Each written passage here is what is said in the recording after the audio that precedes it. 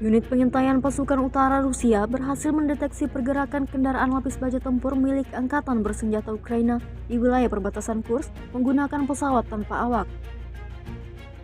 Menurut laporan militer Rusia, setelah mendapatkan koordinat target, unit serangan segera mengerahkan amunisi loitering Lancet untuk menghancurkan kendaraan yang terdeteksi. Rekaman detik-detik serangan diunggah di Telegram pada Senin 17 Februari 2025. Serangan tersebut diklaim berhasil menetralisir ancaman dari pihak Ukraina.